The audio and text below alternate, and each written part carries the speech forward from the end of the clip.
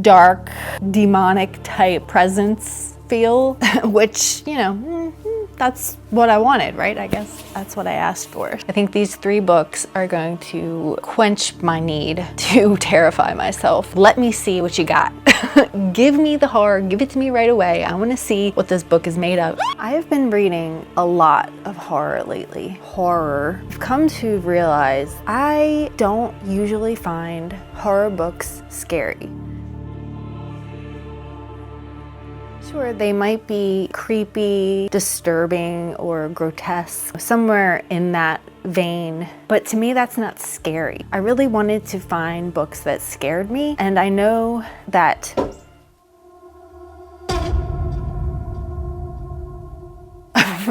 a bird just flew in the window. Is that a bad omen? I don't know. I know what scares me, and what scares me is topics that deal with demonic possession, religion, really evil, dark, spiritual possession. So recently I read The Descent by Jeff Long and Small Town Horror by Ronald Malfi. And while they were both good and had creepy elements to them, I didn't necessarily find them scary. Small Town Horror use atmospheric events and topics to have that creepy factor, while Jeff Long's book, The Descent, really dealt with some grotesque beings and a claustrophobic environment to envelop the reader. To me, it wasn't scary. It was interesting and unique and a fun journey, and I enjoyed it. I wasn't necessarily scared. I've picked 3 books that I think will scare me. I'm going to read them off to you. The first one is The Exorcists House by Nick Roberts. It has 4.5-star ratings on Amazon. This psychological thriller follows a family to their Appalachian farmhouse, where they encounter an unimaginable horror. In the summer of 1994, psychologist Daniel Hill buys a rustic farmhouse nestled in the rolling hills of West Virginia. Along with his wife and teenage daughter, the family uproots their lives in Ohio and moves south. They are initially seduced by the natural beauty of the country setting that soon changes when they discover a hidden room in the basement with a well, boarded shut and adorned with crucifixes. Local legends about the previous owner being an exorcist come to light, but by then, all hell has broken loose. Keywords here that stood out to me are crucifixes and an exorcist, and of course a boarded up well in the basement. Those 3 things really stood out to me.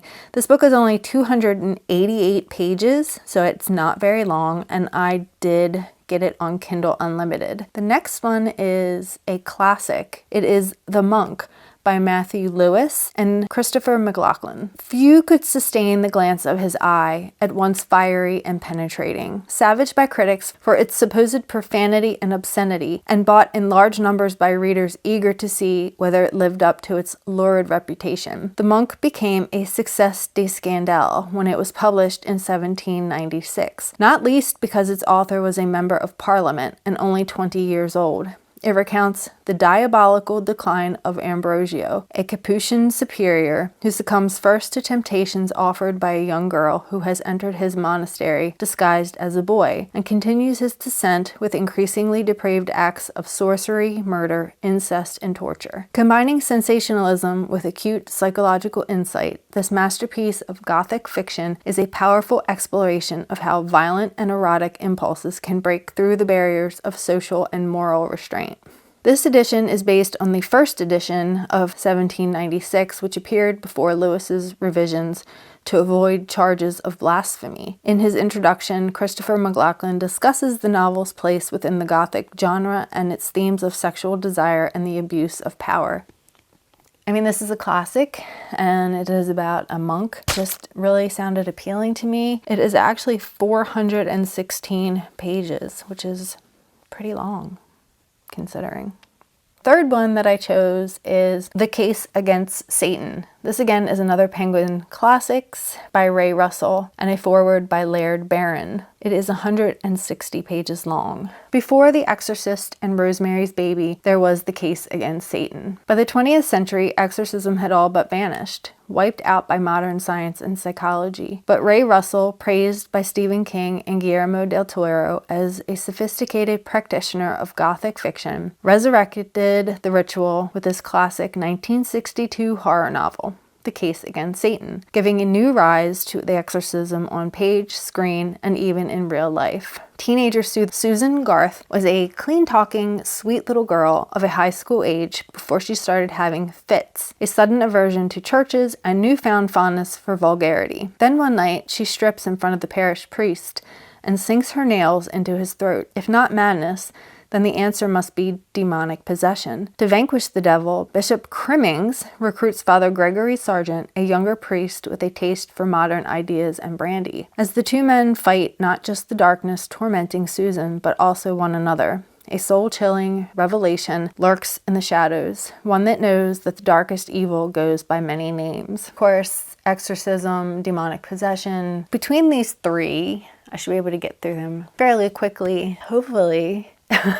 They will scare the pants off of me. I know it's Christmas time and many people are reading happy, fun-loving rom-coms, and I'm over here reading demonic possession books. There must be something wrong with me. But for whatever reason, I've been really into my horror books lately. They pulled me out of my slump. Here we go. Stay tuned.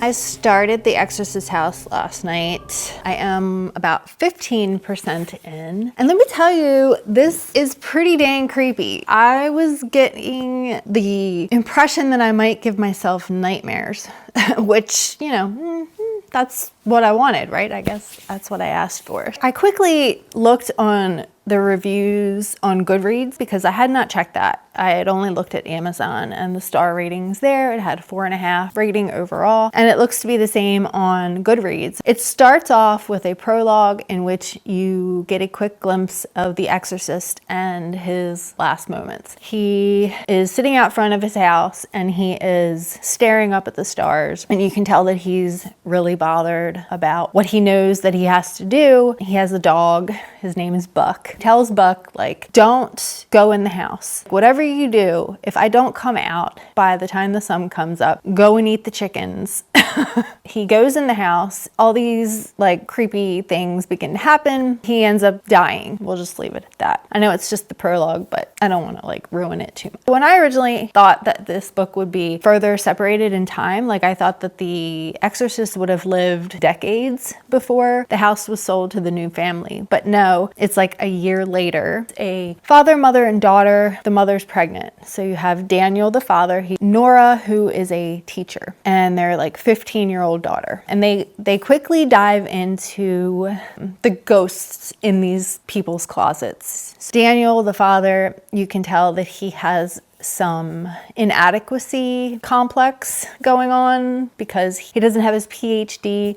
He had to quit school because his wife got pregnant unexpectedly. It seems trivial, I suppose, but then it goes on to reveal that the wife actually has a secret of her own, having an affair with the assistant principal at her school. They decide to buy this farm, live in it while they renovate it, then flip it. Then it also gives you a glimpse of the construction crew that he's hired to take on some of the renovations just to make it livable because there was a fire in the house. And right away, the construction crew begins to experience supernatural phenomena. They're very disturbing. And I can tell you that I was reading this and I was getting creeped out. Like the kind of creeped out where you feel like you have to look over your shoulder, or you have to check your closet. You know, you don't want to walk by any dark hidden corners without a flashlight. That's good, especially this early on. That makes me believe that it's going to be scary. And it does have like those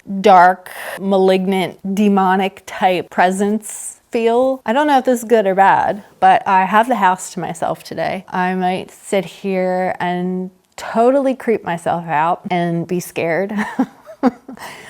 But it's daylight, so I think we can manage. I don't know, we'll see how long it takes me to get through this one. I don't think it'll take me that long. It seems like the writing itself is pretty simplistic, really easy to read. Let's see the damage that we can do today. You know, I say that I want to read a scary book, books that actually scare me, but then when I do read books that actually scare me, then I'm like, why the hell did I decide to read this? Because I'm a big freaking scaredy cat pussy when it comes to this kind of horror. No joke, I'm not even kidding. I have like the desire to want to watch and read these things, but then when I do, I like specifically a movie, I will cover my face with the blanket and peek through. It's a unique kind of torture.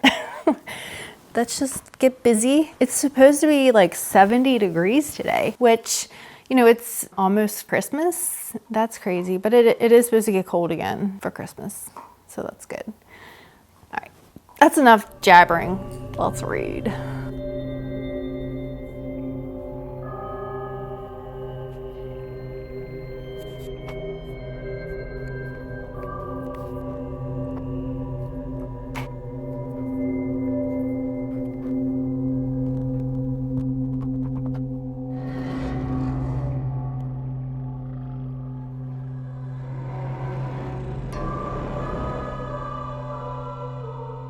A hidden door in the basement, a chain on the wall in the basement. These are signs to get the hell out of this house. I'm not a fool. Are you this foolish? How are people in books so gullible and stupid when it comes to the obvious signs of evil things? For instance, the sudden smell of rotting eggs. Come on, people. It's so frustrating. Don't be so stupid. Those would be the first things that clued me in, and I would be running my ass out the door. Okay? Duh.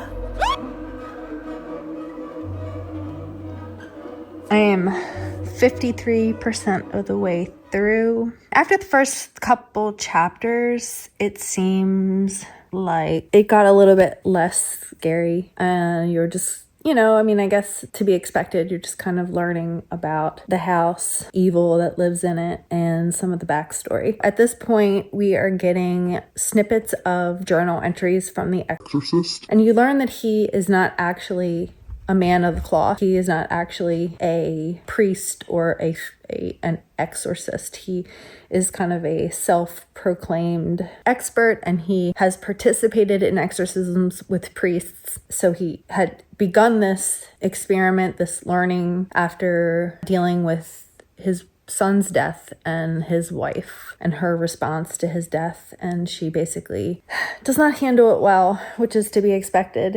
I think that's where a lot of the, or I hope that's where a lot of the scary parts are going to start coming in as you learn about the initial experience with the entity in this house, how it affects it. I do feel like the way this is written, it almost feels satirical, but not. I don't know. It's just the tone that this author writes in. It almost reads a rom-com or something. Yeah, I'm not really sure why. It just lacks some of that seriousness to the tone, and I think that maybe is affecting the experience ultimately for me, and why I'm not feeling super creeped out or scared right now. Hopefully in the last half of the book that gets better.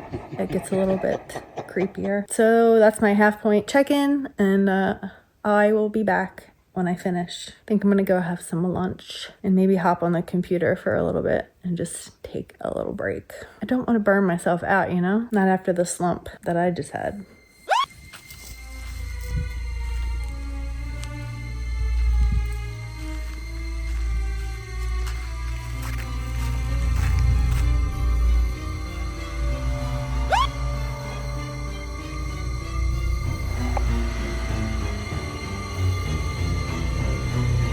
You guys, this book is actually pretty terrifying. I just finished it. Wanted to quickly say that I know that I mentioned that it felt kind of satirical at times. I think I found a good comparison. So if you've seen The Evil Dead, that might be a little bit extreme compared to this, but there were times when I felt like what the author was writing was over the top, kind of poking fun at horror. I forgot to mention the nods to The Exorcist directly, and as well as The Omen. So look out for those. They were definitely in there. But it also, at the same time, would make me remember scenes from The Exorcism of Emily Rose, in that the scary scenes are actually pretty terrifying. Pretty terrifying. I remember last night I was reading and it was, I don't know, like 7:30, and I got to a scene and it was one of the 3 scenes in this book that I really found terrifying and scary. Made me feel like that creepy crawly feeling that you get, you know what I'm saying? I decided that I had to put the book down. I had to give myself some time before going to bed to watch TV and take my mind off of like what I had just read. So I did that. So some of it was corny for sure, made me roll my eyes, and I was just like, meh, okay. But then other scenes actually were exactly what I was looking for. When I say I want a scary story, this is what I have in mind. It's an interesting take on classical exorcism horror stories, but in a way that felt fresh and new. I definitely recommend this if you're looking for something scary. Like I said, there are some times when I felt like, oh, eye roll, maybe this was not the best choice. But then the scary scenes actually very much pulled it through. I'm glad that I read it. I think next I'm going to move on to A Case for Satan. This is another one of the shorter ones. I think it's right around 220 pages or so. It's, I believe, like another exorcism story. That's my update. Christmas is in a week from today. It is Wednesday. I think maybe next week I will be reading something more lighthearted, fun, and not quite so dark. I think these 3 books are going to quench my need to terrify myself for a little bit. I will check back in with the next one. Bye!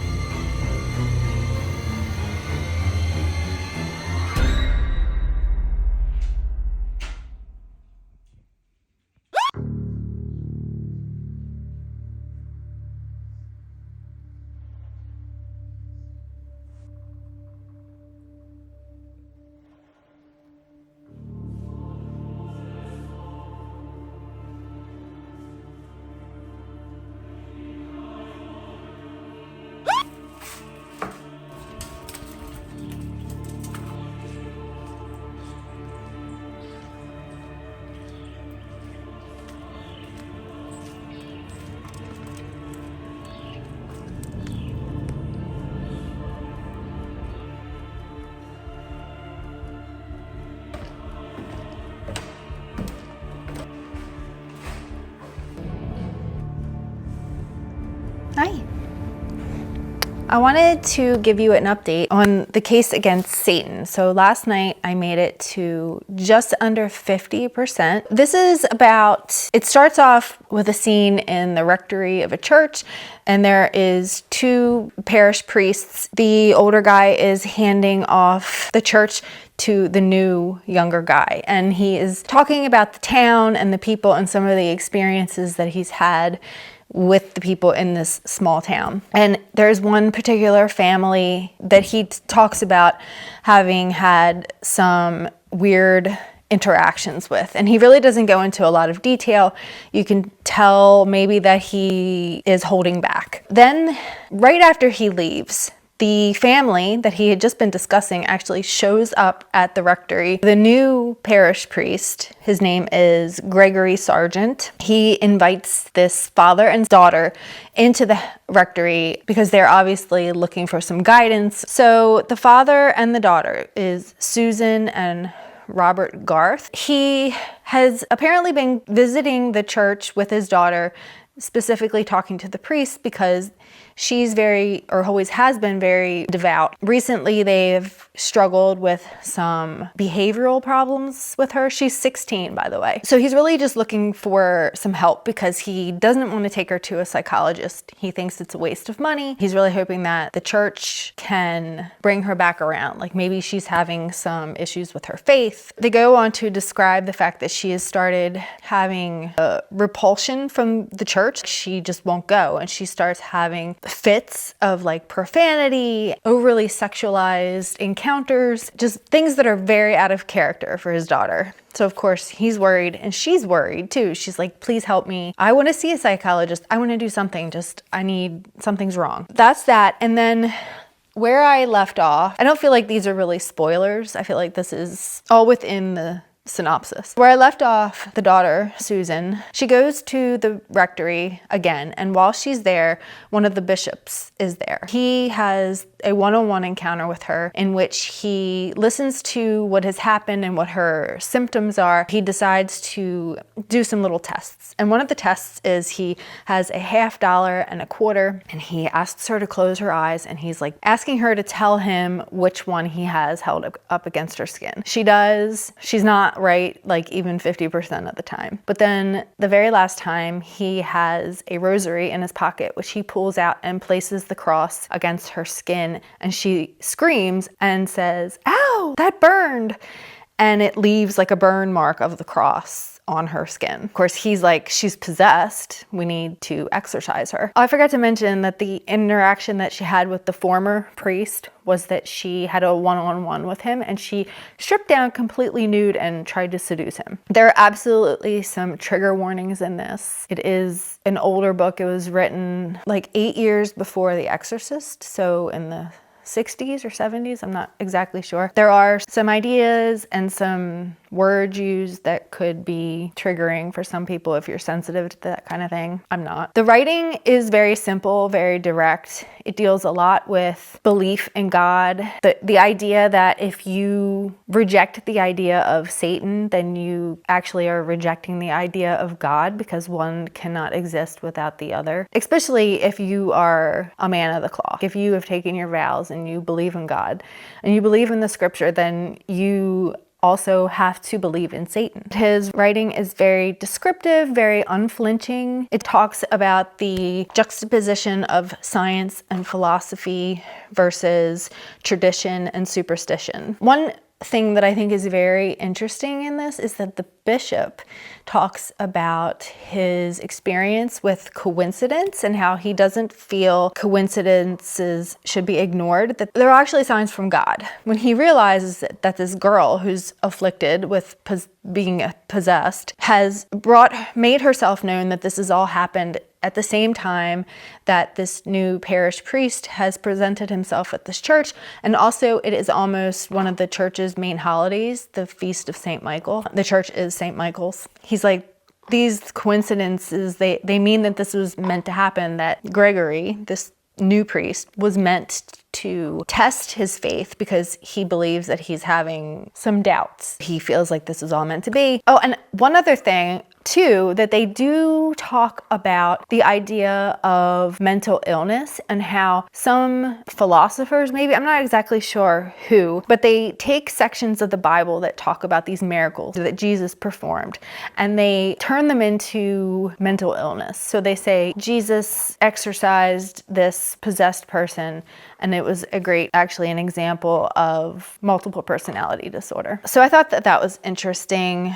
I'm really enjoying it, and not a lot has actually happened that has been scary up until this point. But where I left off last night, I feel like we're really gonna start getting into that part now. Like things are gonna start heating up. I quit reading at about 8 o'clock, 8:20, because I was like, I cannot read this right before I go to bed. So I don't know, I might pick up another book so that I can still read right before bed. Thinking like maybe Little Women or something completely 180 degrees different than these scary books. We'll see. That's the update. Today is Thursday and I actually have the house to myself again. So my plan is to read. I have just a little bit of schoolwork to do. I have 2 classes that actually end this week. So I need to do that. Have you guys watched the movie Event Horizon? I was thinking about that this morning while I was working out and thinking about how that movie scared the shit out of me. If you've seen Event Horizon, I would love to know what you thought about it. So drop me a comment down below, okay? Okay, that's gonna do it for now. I will talk to you in a bit, probably when I finish the book, which will hopefully be today. Bye.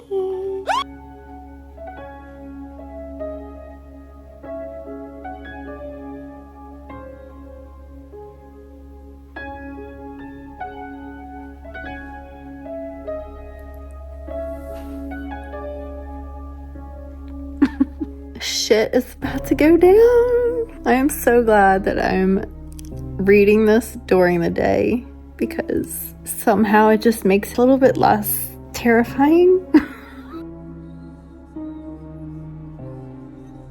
I'm done. I have thoughts and I have things, but I don't want to spoil the book. So I'm just going to say, in looking for a scary story, this is not... There was one scary scene, maybe.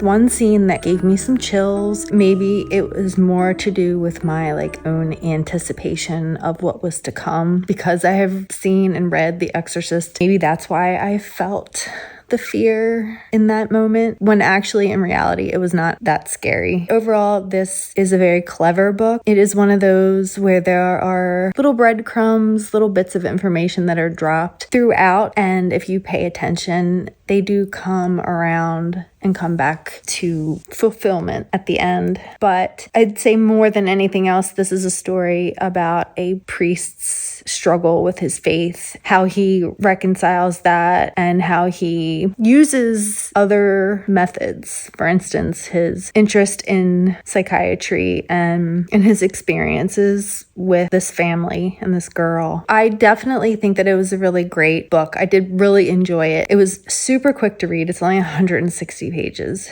It talks a lot about religion and the history of religion and what it means to be devout and to be faithful to your religion. Within that is also a lot of the lore and mythology surrounding religion, its history, and its impact that it has had on the world. If you are a fan of any of that, I highly recommend this. I think it was really well written. Again, like I said, it's very simply stated while crude at times. It's not overly derogatory and it's not overly evil. It's definitely not on the same page as The Exorcist at all. The Exorcist takes this and turns the volume up 100. But you can see the inspiration there that maybe The Exorcist took from this. I don't know. I think that's all I really have to say about it. On a scary scale of 1 to 5, this is probably a 2, and that's being generous. There was only the one scene that made me feel that anticipation of, oh, here it comes, I'm about to get scared.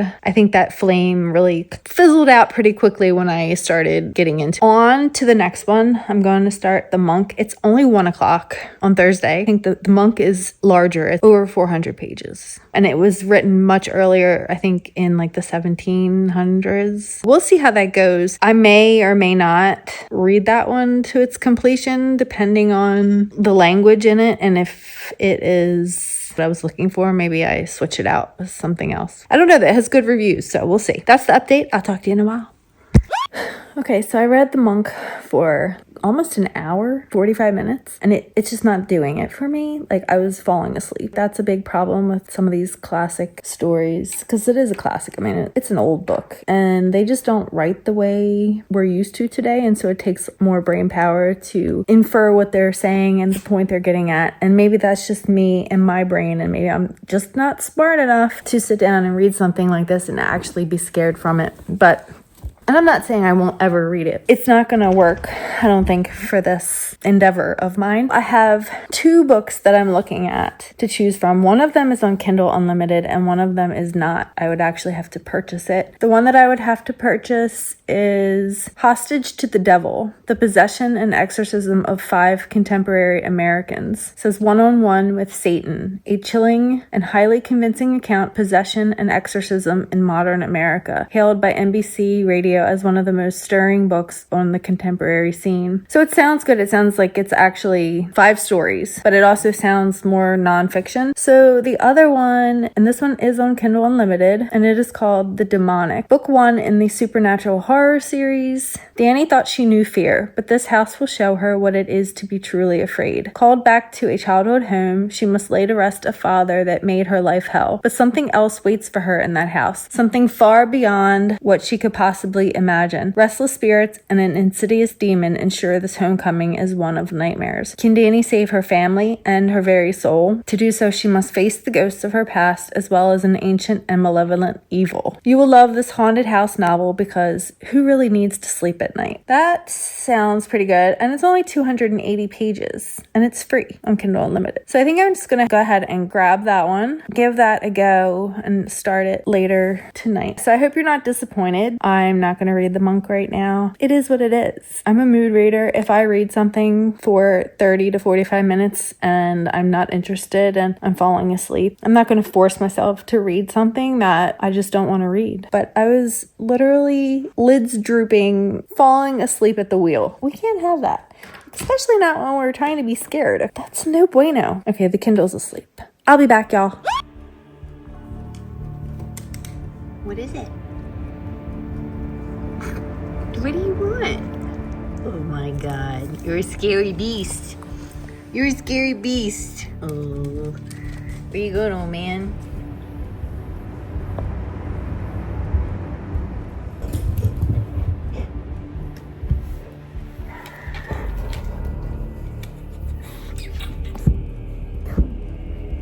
Why you act like you don't hear me? Get Hazel. Get Hazel. Get Hazel. Get her. Get her. Get her. Any other time you want to. Yeah, you want to. Oh my gosh. Oh, scratch the butt.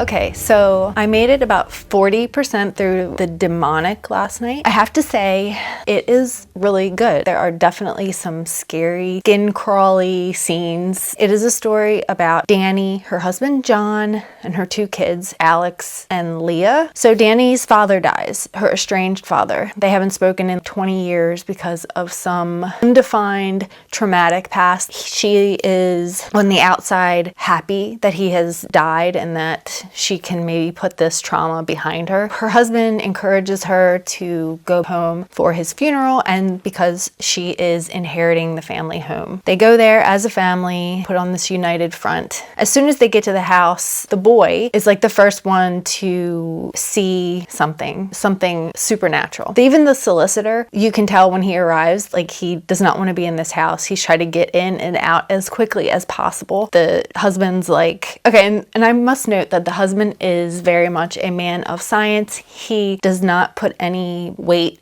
to any kind of supernatural anything, which has rubbed off on the son somewhat, and he's very much tries to make his father proud. And so the very first night goes on. I mean, this book goes out like just no holds barred, off the wall, almost immediately from the get-go, moves at a breakneck speed, which I love in horror. Don't make me wait. Let me see what you got. Give it to me.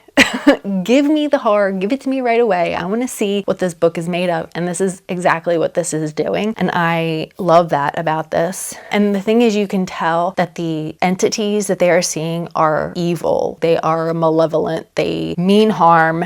So I think that really plays into the scary factor. The pacing is fantastic. So far, I'm very, very much enjoying this. One of the scenes that happens pretty early on really scared the crap out of me because I can remember a similar experience when I was a kid. But the young daughter goes upstairs to take a shower. This is after she has already seen something that put her on edge. And while she's in the shower, she feels a presence at her back. She looks out the shower door and she notices that the bathroom door is open, and she knows for a fact that she closed the bathroom door. She remembers clearly shutting the door all the way, and as she is pondering this, she sees this male, evil-looking presence. I don't know if she realizes that it's a ghost or if it's substantial looking, but it scares the crap out of her, and she says that she can feel its burning desire, its disgusting lust, and it has like its mouth hanging open and it's like panting, but it has these black eyes. Yeah, like I said, this book just wastes no time getting into the scary business. I have many scenes that I could talk about right now, but they are just plentiful. They are plentiful in this story. So far, so good. I'm going to finish it today, I feel certain. After this, I'm probably going to go through my shelves and choose a couple books to read during Christmas week. Stay tuned for that. That'll be the next vlog. A little foreshadowing for you. That's it for now. Check in with you when I finish this book. Wish me luck.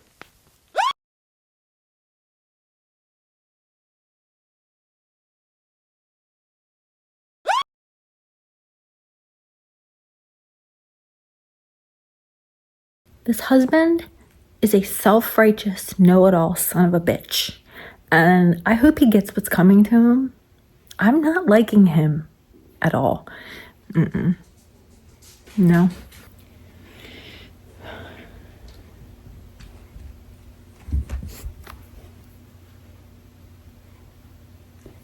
Prime example. I won't have my children growing up to be cowards, to be scared of make-believe. If things get tough, they need to learn how to deal with it head on. I won't have them turning into the type of people who run away from everything. Like, dude, you don't even know what the hell you're talking about, you asshole. I'm back to wrap up the demonic. I think overall I would give it around 3.5 stars. It is super suspenseful right from the get-go almost. I mean, it, like I said before, it just takes off and never lets up the tension. It is just constant action, constant horrific things happening. It is actually a much shorter book than what I said because the last 80 pages or so are actually short stories. The book only really is 200 pages. At the end, the author mentions that some of the characters within the story are actually loosely based on real people and real events. And they are the Brass Farm murders from 1682 and the Dark Angel, Mary Ann Cotton, if you're interested in looking those up for whatever reason. He gives a brief history recap at the end, which was interesting. The ending was unexpected and unexpectedly horrible. Not horrible in the sense that it was bad, in the sense that it was horrific. If I could change one thing, or if I could add one thing, I would add more of the priest. I think he had a really good opportunity to include the priest within the story to make it an exorcism event, or to maybe give more detail regarding what was actually going on, because that's one thing is left out. You're never really sure how these horrific things ended up on this property, why they are there. You do get a backstory of the property, but not how it got that way in the first place. So that's pretty much left up to interpretation or not even discussed. And so I think that one thing that I find pretty commonplace when I'm reading horror is the fact that the beginning, the initial scary events are actually scarier than the climatic events that happen. I feel like maybe it's something to do with the plausibility of it, maybe gets lost somewhere to where it feels just a little bit over the top, almost corny, I guess, is probably the best word. I think that is true in this story. So the initial events on that very first night in this story, they were pretty intense, pretty creepy, pretty scary, and I was pretty pleased with where it was going. The last half of it, I would say the end of it, I was feeling a little bit eye roll-y, you know, like, oh, I don't know. It just seemed so unrealistic. I wasn't crazy about it. We'll just leave it at that. And maybe that has to do with the beginnings are often feel scarier and more atmospheric. Maybe it's because of that element of unknown that is still there, that anticipation surrounding what it could be and what's going to happen. Maybe that's it. The endings or the climaxes are just too full of information and not enough room is left for imagination to play a part in these kind of stories. I think it was really good as far as it being an only 200-page book. He got a lot of action crammed back in there. And I do recommend it if you like haunted house stories. It was good. It was creepy, but I don't feel like it has given me exactly what I was looking for. So this is just like the beginning of this journey. Like I really still want to find a book that scares me throughout the entire book from start to finish. So that is my mission this year, to read horror in a more broad fashion, a wide fashion. I want to read from authors that I have not read from before and see if I can find a story, an author, something that just really scares the hell out of me. Stick around. This is just the beginning. 2025 will be the year that I find the scariest book I've ever read. Thanks for watching, guys. See you next time. Bye.